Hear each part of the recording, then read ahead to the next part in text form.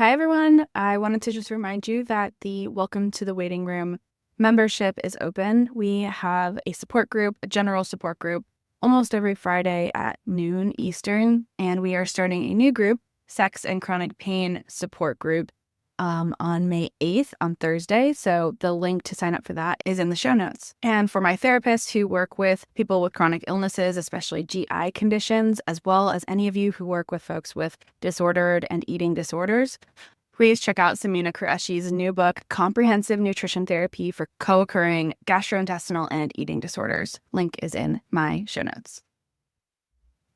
The Chronic Illness Therapist podcast is meant to be a place where people with chronic illnesses can come to feel heard, seen, and safe while listening to mental health therapists and other medical professionals talk about the realities of treating difficult conditions. This might be a new concept for you, one in which you never have to worry about someone inferring that it's all in your head.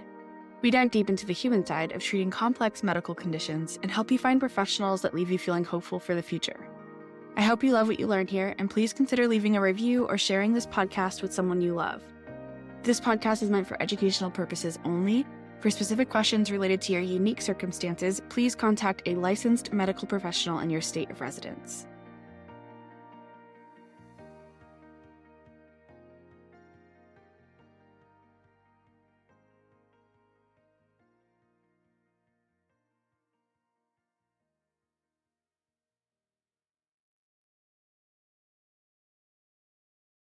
Jared Walker is the founder of DollarFor, a nonprofit dedicated to eliminating medical debt for low-income patients by making charity care known, easy, and fair. He launched DollarFor in 2012 in Portland, Oregon, inspired by his own family's struggles with medical debt. What began as a small initiative has grown into a nationwide movement, and today DollarFor has helped erase over $75 million in medical bills, ensuring thousands of patients receive hospital financial assistance they never knew existed. Under Jared's leadership, the organization has simplified charity care applications, advocated for policy changes, and held hospitals accountable for their legal obligations. Amazing. Thank you, Jared, for the work that you're doing. I would love if you shared a little bit of your origin story and how you got this thing started, and then we can kind of get into how you help patients. Awesome. Yeah. Thank you so much for having me. So we're just saying I'm in the Pacific Northwest. I grew up in Portland, Oregon, and I had a moment in 2012. My wife and I were sitting at home, and she received a phone call. Her aunt had passed away from cancer, and then a few minutes later, I got a phone call, and my cousin had gone into labor 7 weeks premature, and the baby needed a heart surgery to live. So it was like same day, same hour. Both of our families are hit with these medical emergencies. And I remember the conversations were, centered around, well, how are we going to pay for it? Like, what are we going to do? And that was really frustrating to me. I was young, 23, 24 at the time. And it was kind of that realization that in America, if you have a medical emergency, a lot of times you have a financial emergency at the same time. And I just was really frustrated by that. So I wanted to help people. I looked at a whole bunch of stats at the time, and still medical debt is the number one cause of bankruptcy in America. And these are the stats, not sure that they have remained the same, but I'm sure that they are pretty close. But 78% of those people have medical insurance. And it is usually, I think 85% of the people that declare bankruptcy because of medical bills, it's on bills that are less than $10,000. So that was a stat that really stuck out to me, because I was thinking, oh, if you're declaring bankruptcy, it's, hundreds of thousands of dollars. And it just this realization of, if you are a young family you get a $5,000 medical bill and you don't have it, it may as well be $100,000, right? So especially when you have, it's like, well, you have this medical bill because you had some type of emergency. So maybe that is going to impact your ability to work in the future, or maybe, so there's all of these factors. And I wanted to help people in that situation, hopefully avoid the financial burden of it. And I started in 2015, DollarFor Portland.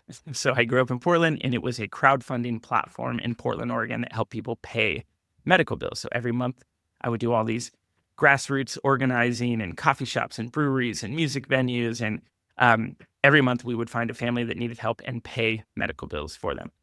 And it was fun. It was a small community effort, very grassroots. And I did that for years. And in about 2019, I found out about something called hospital charity care or hospital financial assistance. And this was earth-shattering to me because I had no idea. But hospitals in America, most of them are nonprofit. They are tax exempt. And when the Affordable Care Act passed, it required these nonprofit hospitals, which is most in America, to have charity care to provide community benefit. So basically, it's like, hey, if we're going to allow you to be tax exempt, you have to provide community benefit. And how do they do that? Through charity care, which is free or reduced care if you meet certain income requirements. So I had been paying medical bills for families that all would have been eligible for this program. And that is kind of the reality is we have millions and millions of patients that are declaring bankruptcy or going on payment plans for bills that they do not have to pay because they are eligible for these programs. And surprise, surprise, hospitals do not tell people about these programs. So I've been yapping for a while, but that is kind of like how it got started, where DollarFor came from. We were local, it went national, and happy to dive in more, but that's it. Yeah, no, amazing. My only question is that income threshold, is it like only for like the lowest poverty threshold, or is it also beneficial to folks in the next income bracket, like lower to middle to upper middle class? What is that kind of, or does it change state by state?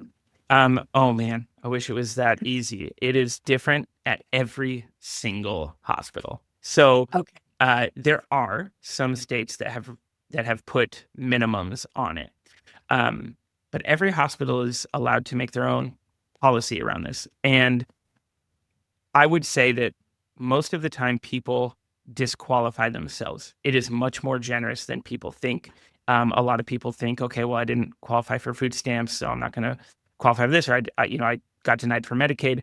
Usually, these programs will go up to about 250% of the federal poverty guidelines. So you can be a family of four and making $90,000 a year and still be eligible for some type of discount. You can be, and if you're in New York or if you're in San Francisco, or like, it's usually based off of the cost of living in the area.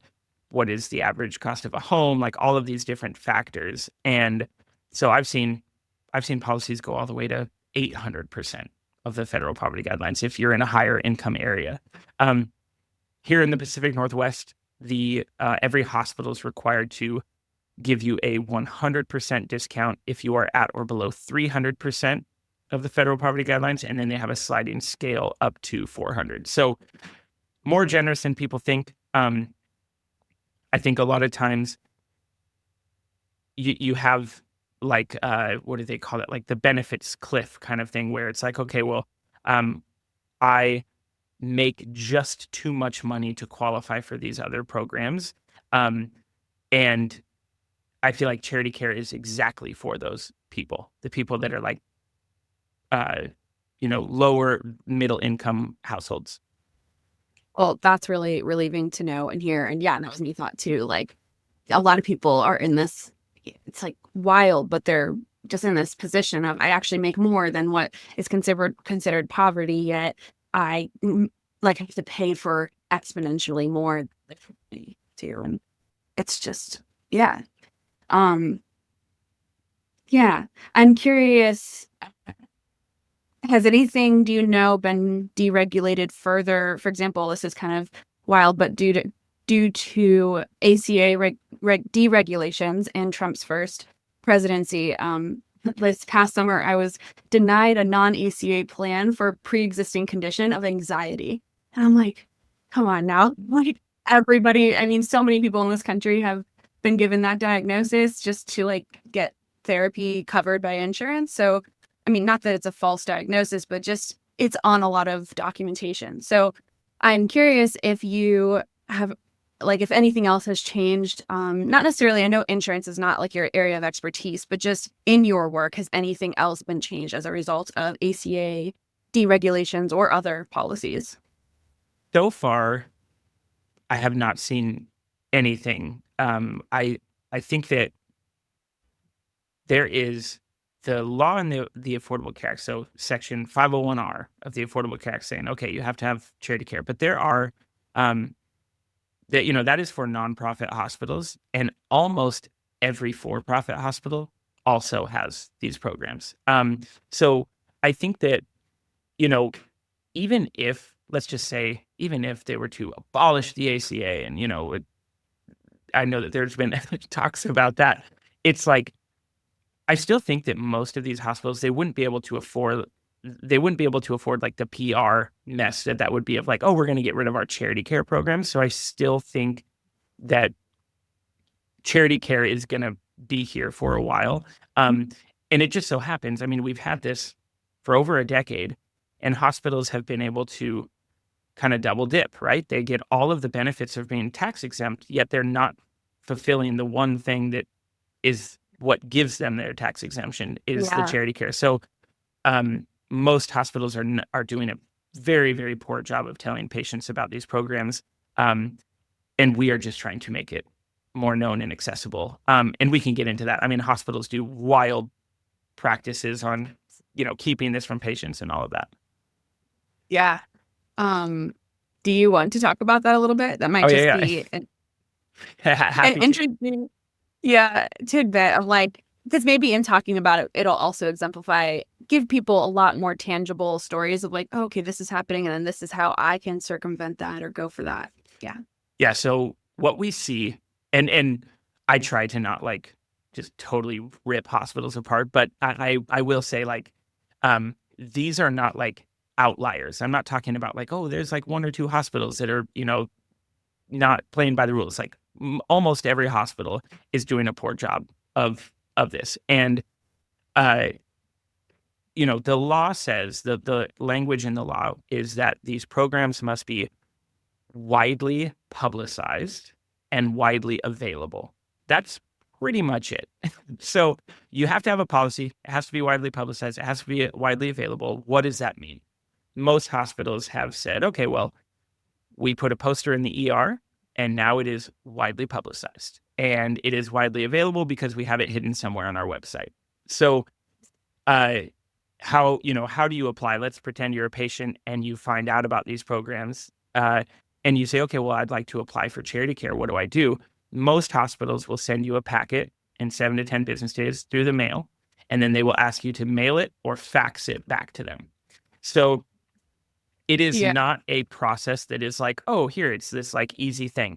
You have to jump through the hoops and provide all the documentation and all of that. So it is very like, we say we try to make charity care known, easy, and fair. One, no one knows about it. Hospitals don't tell people about it. Even if you do know about it, it's not easy. These applications are not easy. Like even finding the application or sending it back or whatever, they lose the applications all the time. They, all the different things. No one has a fax machine. It's just a wild. And then at the end of the day, it's not fair. I could get into that, but it is, there's, so they're using the same tactics as the insurance companies. Yeah. I mean, it's very much a,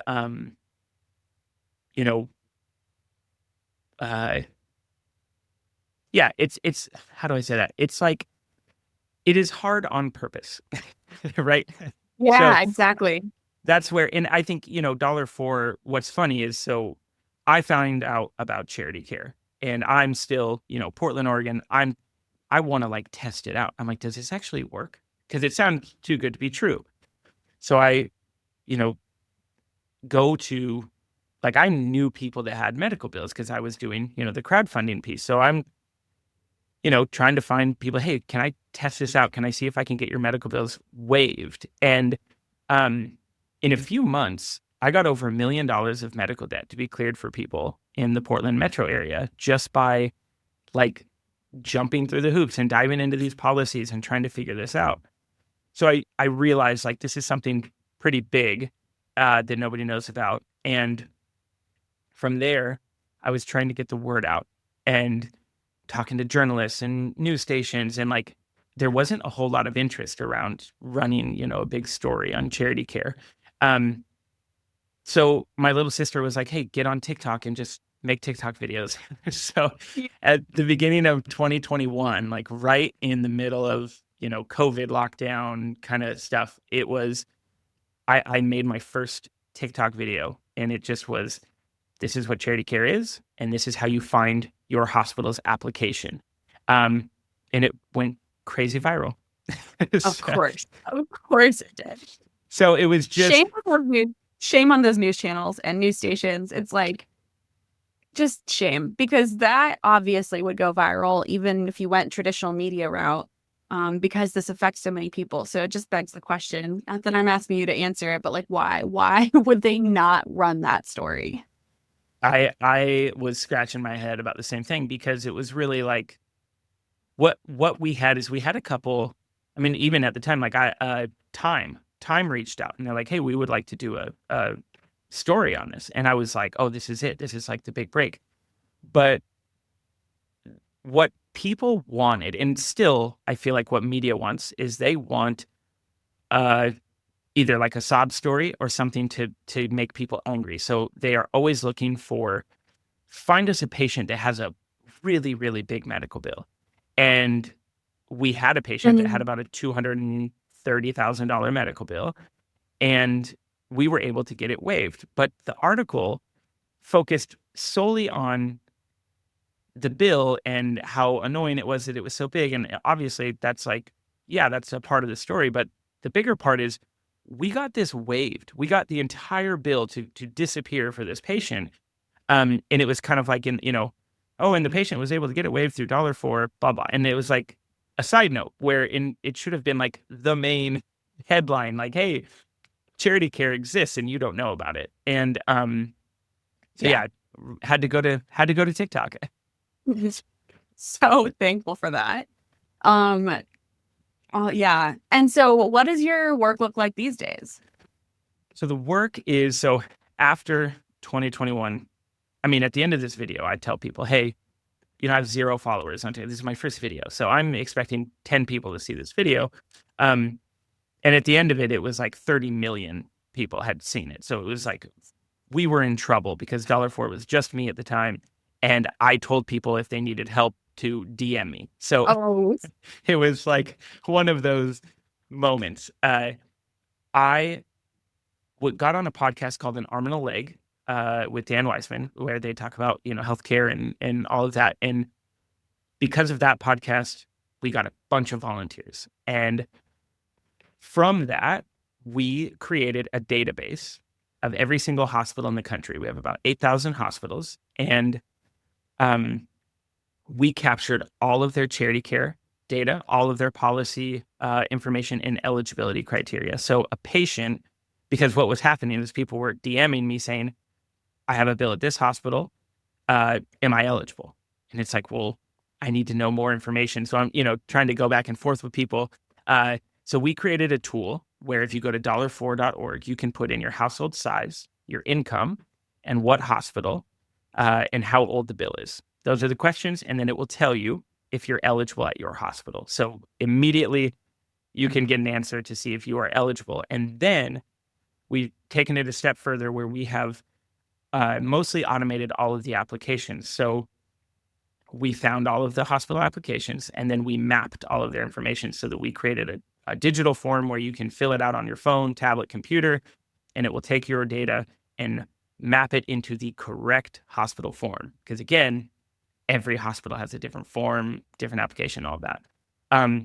So then our patient advocates submit it to the hospital and advocate on their behalf. And we've been able to eliminate now almost $90 million in medical debt for people. That is phenomenal. Can you apply for a bill reduction after it's gone to collections? Yes, but Okay. so probably the most popular question we get. Yes, collections. So the rule is that the federal law is that you have 240 days to apply for charity care from the time that you receive your first bill. So you get that bill in the mail, clock is ticking, you got 240 days. There are some hospitals in some states that have extended that deadline, but just for averages and all of that, 240 days. You will usually get sent to collections after 90 days, 120 days, right? So you can be in collections, but still be eligible for charity care. So we have gotten, they will pull it out of collections and, apply the discount or waive it if you are within the 240 days. Okay. Great question. Collections are really annoying. Obviously, they're going to call you and pester you a whole bunch, but it is not the end of the road. It's not game over when you are sent to collections. And it's just, most of these collection agencies are either owned or, they're contracting out with the hospital. So it's like, if you tell the collection agency, hey, I'm going to go apply for charity care, the hospital can very easily take that over and hopefully apply the discount. Gotcha. Okay. And do you happen to know, I think the law has changed a couple times over the last year around like medical debt and collections. Is the current law that they can only put it on your credit 1 year after it goes to collections, or 1 year after the first bill has been given? Yes. And then there was another aspect to that. Oh, and then if you pay it off, even after it's on your credit, if you pay it off at no matter what time, how long time frame, they have to delete it from your credit. Is that accurate? Yeah. So it is frustrating because this has been so the CFPB came out just a few months ago and said, hey, medical debt will no longer impact your credit at all. And I believe that they are still fighting that. That is not been implemented. We are hoping that it will be implemented. DollarFor thing actually, we're like, nope, it's like no longer allowed, but I could be wrong on that. I know that I don't know what I'm allowed to say on this. Well, you can cut this or whatever, but there is a lawsuit happening right now and we helped provide patient stories and stuff for that. So we are hopefully we'll see what happens. But I'll cut that, and we can just not talk about it. The rule that happened before that though was, yes, you have 1 year from the time that you get that first bill until it can impact your credit. So a lot of times people hear collections and they think, oh, my credit's going to get tanked. Well, that is usually not the case because, again, they're going to send you to collections way before the year. And then it will not impact your credit score until a year of no payment. If you have a bill that is under $500, that cannot impact your credit. That's been finalized. And if you do have a bill in collections that is impacting your credit score, if you pay it, it should restore the credit that has been damaged. I have heard that is the rule, but I've also heard where you kind of have to call and fight with them. Hey, I paid this, whatever. And I always tell people take a deep breath. You got this bill, yes, but you have a year. You can save whatever you can. You can, if you're not eligible for charity care, if you can't get into these other programs, you do have time before it will actually impact your life. So you can kind of make a plan. Yeah. And then a little side note that I learned along the way is that a lot of these collection agencies will, some are only around tax time, but if you call them, in my experience, you can either slash your bill in half or 40% or 30% and just pay the collection off. Is there any reason you would advise against that? Say you're past that year mark, you can't even apply for charity care. There's nothing. Is there anything else that you could do before you kind of go into negotiating a settlement with the collections? I always tell people step one, see if you're eligible for charity care. If you are not, they say, 80% of medical bills have errors in them. So you can, if you want to really get into the weeds, like ask for an itemized statement. You can look at, you can use a website, I think, Healthcare Blue Book or something like that, where you can put in the CPT code, see like, did this actually happen? The other thing that people talk about a lot is, the $50 Band-Aid or the, $100 aspirin type thing. Like you can dispute those and try to get it lowered. Sometimes just the act of asking for an itemized bill will lower the bill because they catch stuff. Yeah. And then if, that is too much or you don't have time for that or it comes out clean, definitely the negotiations piece. And I always tell people, like, the magic words are, what is the settlement amount? Like, they are willing to negotiate almost always. And whether it's at the hospital or the provider or the collection agency, it can also, that can impact what they're willing to negotiate. So one example, I had 2 bills from labs. I went and got like blood work and stuff. One was $1,200, and I called the provider and I said, hey, what's the settlement amount? I have cash. What can I get it down to? I got it down to like $380. So they will take a big chunk off of that.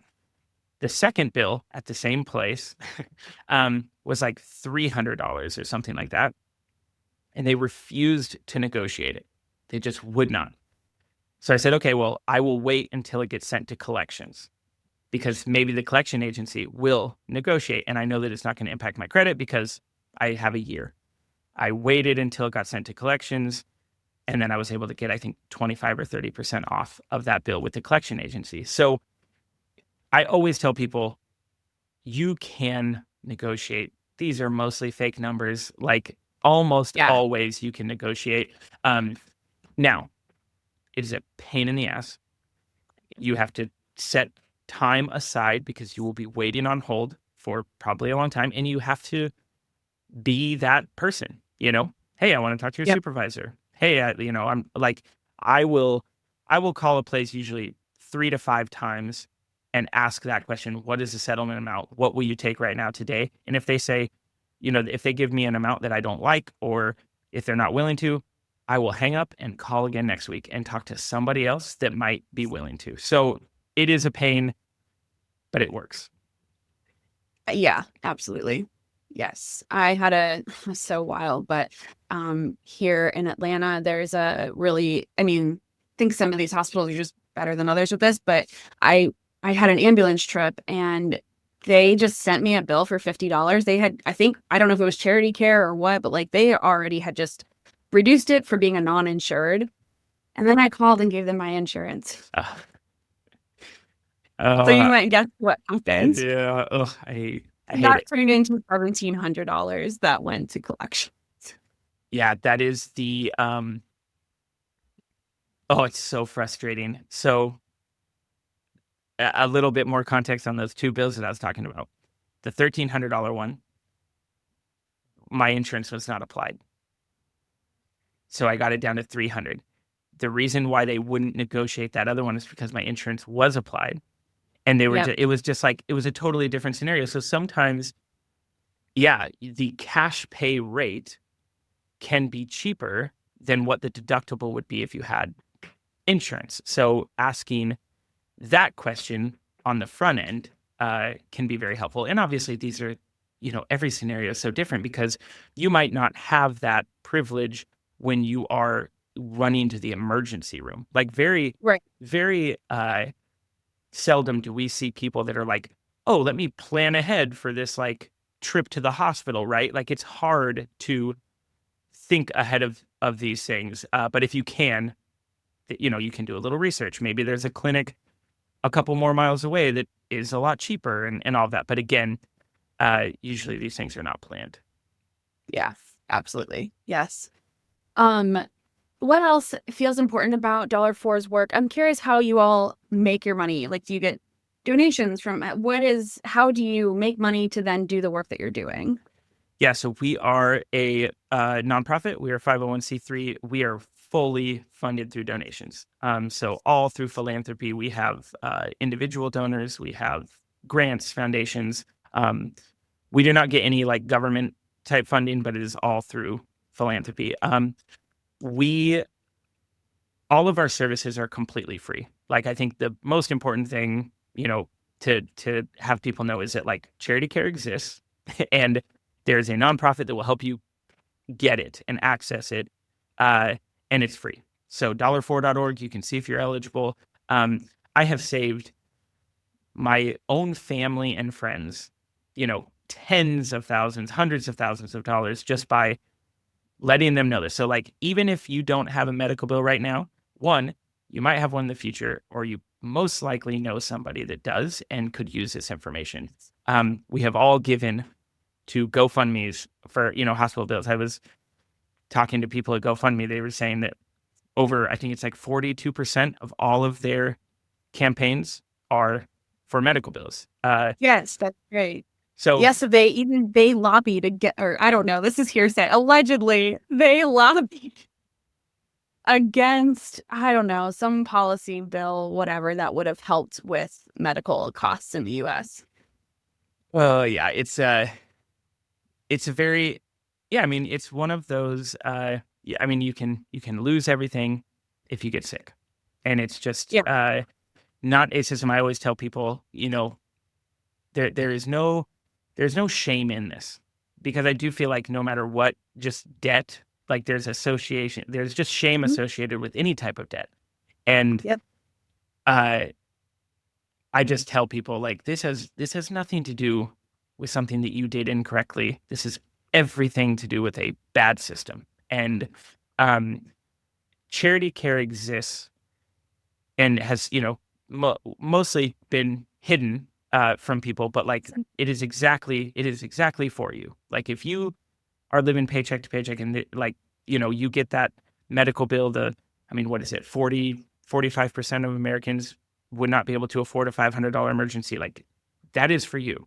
This is a program that is for you. So, yeah, I'm trying to think. I mean, nothing else really super important about DollarFor other than it's free and you should see if you are eligible. Yeah.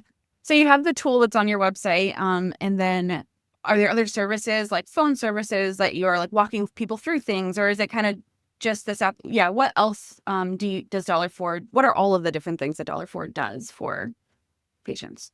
Yeah. So unfortunately, we do not have a call center right now. We're pretty small organization still. We everything is through text, email, and we're trying to see what it would be like if we were to open up a phone line. But we're going to help you with the hospital bill. And again, charity care is it is for hospital bills. If you go to, maybe a physical therapy appointment or something like that, most likely they're not going to have a charity care program. But if you are at a hospital and you get, imaging, you have a bill from the surgeon, anesthesiologist, any of these things, most of the time those can be eligible for charity care as well. And that is what we do best. And then if we are not able to help with that, we have all the medical bill negotiation tips and tricks and videos and scripts on our website, template letters for, hardship letter, appealing insurance, whatever it may be. Other resources, but I would say charity care is kind of the bulk of what we do. And I think you asked something else in there.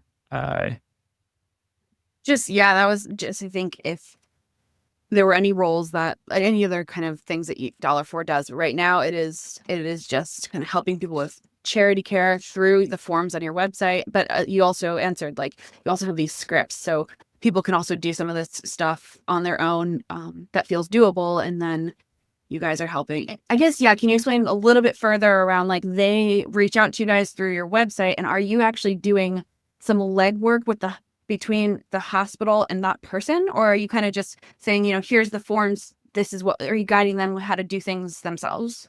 Yeah. Or both? So I would say both. Sometimes, so the most important thing that hospitals want to see when you apply for these programs is proof of income. So 3 months of pay stubs, tax return, like all of that. Obviously, some people don't want to share that.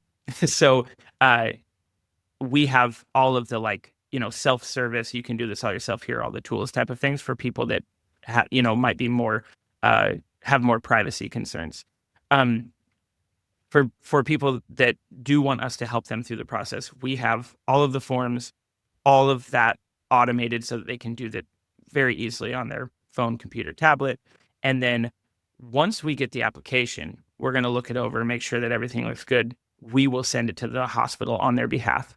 And then we will check in with the patient and the hospital for, I think, 6 weeks or whatever, until hopefully there's a resolution. So we obviously will give the patient any information that they need, like, hey, here's the hospital number, here's look out for a letter. You're probably going to get some type of communication from the hospital. If not, then we are following up with the hospital and pestering them or whatever. And then in some cases, we'll get pretty involved if we see that there's some fishy stuff going on. We will appeal denials or whatever. So, but hopefully that's not needed. That's great. That's great. And how can people support DollarFor? Oh man, you can always spread the word. Again, medical debt is a huge problem in the US. And I will say, $90 million of medical debt relief is awesome. But every year, hospitals are failing to distribute over $14 billion of charity care. So there is plenty to go around if you are eligible. So tell people about charity care. And then obviously you can donate. We have a pretty good community of people that are just giving, $5 a month. And that is a tremendous help when you are doing this work and trying to provide a free resource to people. Like, a small army of donors really can be a game changer. So those, 2 easy ways to support. Yeah, amazing. Thank you so much. I really appreciate you sharing this information, doing this work, and I'm looking forward to sharing this with everyone. Thank you so much. And I'll let you know, Jared, when I think I'm going to try and get this out next week or the week after. Usually I have a longer turnaround, but I think I'm going to try to bump this one up in my list. So we'll see. I do have 2 kids, so. No worries. Take your time. And we're not like big influencers or something, but we do have, I think, 60,000 people that follow us on Instagram and then 90 on TikTok. So if I get whatever assets you have, or if you post and you want to do a collab post or whatever, collaboration, awesome. Happy to do that. And then we'll promote it once it comes out. Love that. Yeah, I usually send an email script, which you can edit, change how you want, a few reels. AI does a lot for us now, so it's a little bit easier. All right, thanks so much, Jared. I'll talk to you soon. Thank you. Appreciate it. Thanks for listening. If you learned something new today, consider writing it down in your phone notes or journal and make that new neural pathway light up. Better yet, I'd love to hear from you. Send me a DM on Instagram, email me, or leave a voice memo for us to play on the next show. The way you summarize your takeaways can be the perfect little soundbite that someone else might need. And lastly, leaving a review really helps others find this podcast, so please do if you found this episode helpful. And P.S., clicking subscribe ensures you'll be here for the next episode. See you then.